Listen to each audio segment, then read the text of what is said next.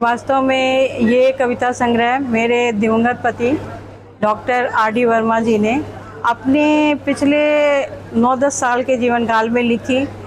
Retirement के बाद वो काफ़ी अकेलापन महसूस करते थे और चाहते थे अपने विषय में ही लिखना, भूगोल विषय के थे, लेकिन उसमें काम बहुत ज़्यादा था, कार्डियोग्राफी। और हम लोग, बेटा भी कह रहा था, मैं भी कह रही थी, आपको ज़्यादा मेहनत नहीं करना है, आपको रेस्ट करना है, भगवान की दया से सब कुछ है हमारे पास, तो आप मैक्सिमम रेस्ट कीजिए।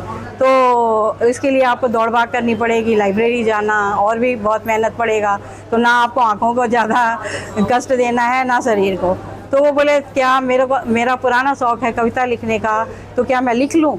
तो हम लोगों ने कहा हाँ आप ये लिख सकते हो। तो उन्होंने लगभग 10 साल में पिछले लिखी थी कविताएं, और ये कविता संग्रह उनके पिछले जन्मदिवस पे आज के दिन ही हमें लोकार्पण हेतु करना था सारा कार्यक्रम, लेकिन अचानक उनको 28 जुलाई को पिछले साल हार्ट अटैक आया और 21 अगस्त को उनकी मृत्यु हो गई। तो बेटे ने पूछा पापा की क्या लायबिलिटीज़ रह गई हैं मम्मी? तो मैंने कहा सब कुछ उन्होंने पूरा किया, कोई कमी नहीं रही। सिर्फ एक कविता संग्रह की ये पुस्तक नहीं हो पाई पूरी, छप रही थी, प्रकाशन हेतु दी गई थी, प्रूफ रीडिंग वगैरह नहीं हुआ था।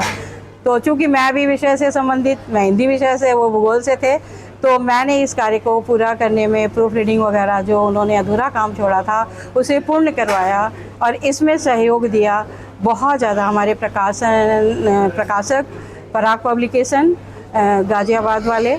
और बेटे ने बहुत मेहनत की दौड़ भाग करने में पूरा। बेटा हिमांशु वर्मा मैनेजर है, वो इंजीनियर होते हुए भी विषय का ज़्यादा ज्ञान नहीं था, तो इसलिए मुझे विषय से संबंधित देखना पड़ा। दौड़ भाग का सारा का उसने किया। इस तरह के विषय को इन कविताओं इसमें उन्होंने विभिन्न विषय पर भी लिखा हुआ है, कोई विषय ऐसा नहीं है जिस पे ना लिखा हो, चाहे वो बुढ़ापा है, अवसाद है, और खिचड़ी है, कोरोना है, हिंदी भाषा पर भी लिखा हुआ है, रामलला की प्राण प्रतिष्ठा पर भी लिखा हुआ है, और कविता क्यों में उनके अपने मूल भाव हैं, जो कि कोशिश करूँगी मैं आज उनका इस कविता को पढ़ने की कोशिश करूँगी पूरी।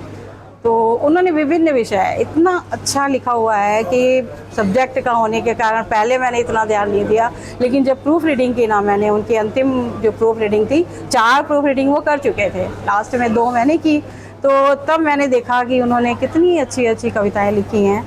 तो आप लोगों को भी बहुत अच्छी लगेगी, और मेरे ख्याल से उनके सम्मान के लिए जो मैंने हमारे मन में, मेरे और मेरे बेटे के मन में था, तो वो सम्मान उन्हें मिले। वो बहुत ही सच्चे और ईमानदार व्यक्ति थे, बहुत अच्छे पति, बहुत अच्छे बेटा, बहुत अच्छे पापा, बहुत अच्छे हमारे नाती, और एक नाती भी है, पोता भी है। तो मतलब हर रूप में वो बहुत ही अच्छे व्यक्तित्व के स्वामी, प्रशंसा करें ना। और वैसे यहाँ भिवानी में उन्होंने लगभग 40 वर्ष व्यतीत किए। तो भूगोल विषय में थे, राजकीय महाविद्यालय भिवानी से ही रिटायरमेंट हुई थी उनकी 2007 में, और यहाँ अधिकांश लोग उनको जानते हैं।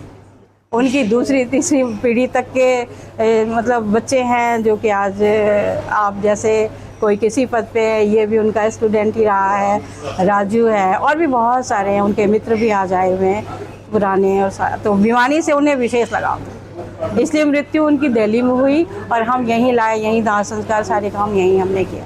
बहुत लगाव था उनका। और हरियाणा विषय पे तो इतनी अच्छी कविताएं लिखी है 5 भागों में कि मुझे समझ ही नहीं आ रहा कि कौन सा पढ़ूं कौन सा नहीं।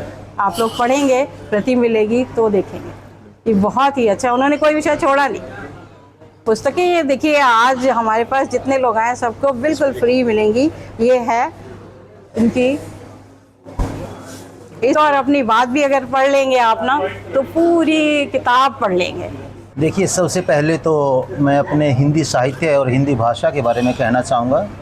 ये हमारी मातृभाषा है, और हम सभी अच्छी तरह जानते हैं कि मातृभाषा में जो विचारों की अभिव्यक्ति होती है वह केवल दिमाग या मुख से नहीं, वो मन से, दिल से होती है।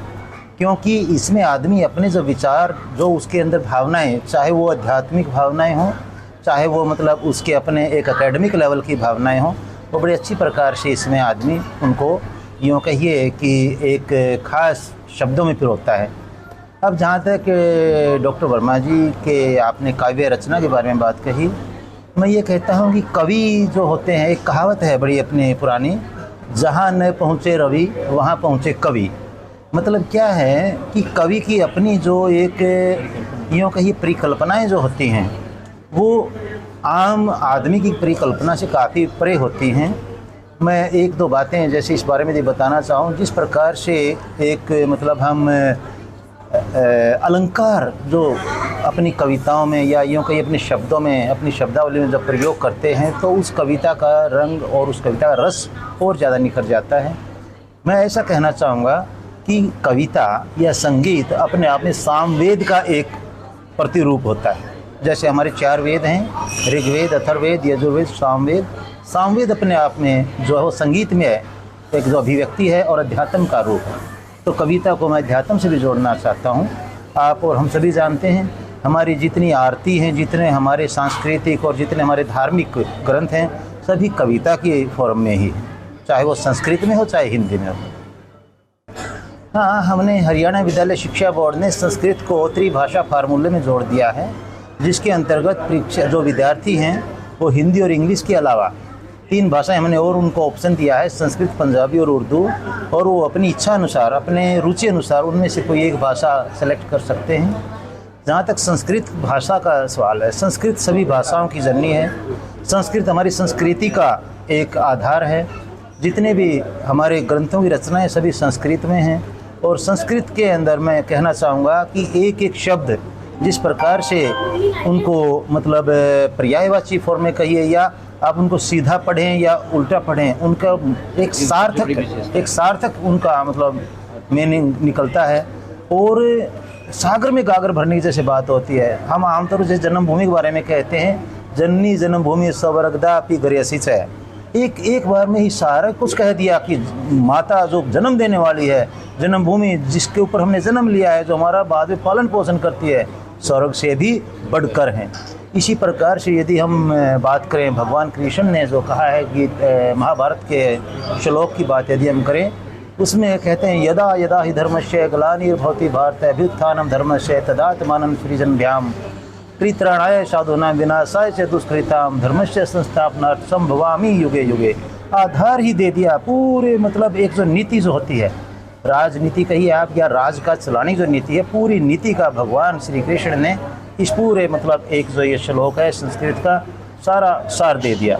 ऐसी बात यदि हम रामायण की करें, रामायण का जो प्रथम श्लोक है संस्कृत का, उसमें भी जिस प्रकार से महर्षि वाल्मीकि जी ने जब क्रौंच पक्षियों की जो एक वो पीड़ादायक, एक वेदनादायक स्थिति देखी, तो उन्होंने उस जो निषाद जो मतलब शिकारी था उनको क्या कहा कि माँ निषाद प्रतिष्ठा तो अंगम शाश्वते समा यत क्रौच मिथुनादेकम अवधि काम मोहितम।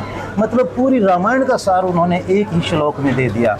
तो मैं ये कहना चाहूँगा कि संस्कृत की यदि हम गहराई तक जाएं तो इसका अथाह गहराई है, सागर से ज़्यादा गहराई इसकी इस भाषा की है, इस शास्त्र की है, और इस ब्रह्मांड से ज़्यादा ऊंचाई इस शास्त्र की है। आपने एकदम से ही विषय बदल दिया है।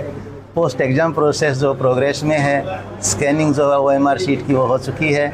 और जहाँ तक आगे की जो प्रक्रिया है, हमारा उद्देश्य सिर्फ़ और सिर्फ एक ही होता है, जो परीक्षार्थी होते हैं उनके साथ किसी प्रकार कोई अन्याय ना हो जाए।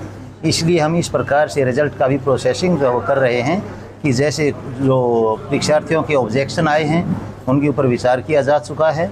हमने सब्जेक्ट एक्सपर्ट से व्यूज़ ले लिए हैं, और जहाँ जिस परीक्षार्थी का ऑब्जेक्शन मतलब लीगल या यूँ कहिए कि एक्सेप्टेबल है, उसको हमने ड्यू कंसिडरेशन दी है और अच्छी प्रकार से रिज़ल्ट को तैयार करके जल्दी ही अगस्त के तीसरे सप्ताह में हम रिज़ल्ट प्रोवाइड कर देंगे। किन सब्जेक्ट्स में ज़्यादा थोड़ा ध्यान देने की ज़रूरत है। हाँ, इंग्लिश में ज़्यादा ऑब्जेक्शंस आए थे और वो सारे ऑब्जेक्शंस हमने कंसीडर कर लिए हैं, और बाकायदा जो ऑब्जेक्शंस लॉजिकल थे उनको हमने ड्यू कंसिडरेशन दे दिया है। आंसर की रिवाइज इसमें नहीं होती है, क्योंकि इसमें कई बार ऐसा होता है कि एम्बिगिटी एक तरह से हम कहते हैं, इस जो वर्ड हम यहाँ यूज़ करते हैं, कि एक से ज़्यादा क्वेश्चन कई बार उनके ऑप्शन ठीक हो जाते हैं, क्योंकि ये डिपेंड करता है कि जो अभ्यर्थी है वह आधार क्या लेता है अपने मतलब उत्तर के ठीक होने के पक्ष में। तो यदि जो सब्जेक्ट एक्सपर्ट हमें ऐसी राय देते हैं कि हाँ ऐसा भी कंसिडर किया जा सकता है, तो हम इस मामले में थोड़ा लिबरल रहते हैं, क्योंकि परीक्षार्थियों के भविष्य का सवाल होता है और हम बाकायदा उसको कंसिडरेशन देते हैं। हमारा अपना एक वैल्यूएशन का अलग से प्रोसेस है। इसमें हम, जैसे आपको पता है, 3 लेवल में परीक्षा लेते हैं, जबकि सीटी की परीक्षा एक ही तरह की थी। और 3 लेवल में, चाहे वो L3 हो पीजीटी के लिए, चाहे L2 हो टीजीटी के लिए, चाहे L1 हो पीआरटी के लिए, उनका सब्जेक्ट वाइज बाकायदा इवैल्यूएशन किया जाता है और उसमें इस प्रकार का कोई इशू नहीं आता है। बस बीच में कुछ थोड़े से इस प्रकार की व्यस्तताएं हैं जो हम अनअवॉइडेबल सर्कमस्टांसिस कह सकते हैं, जिसकी वजह से बीच में थोड़ा टाइम लगता है।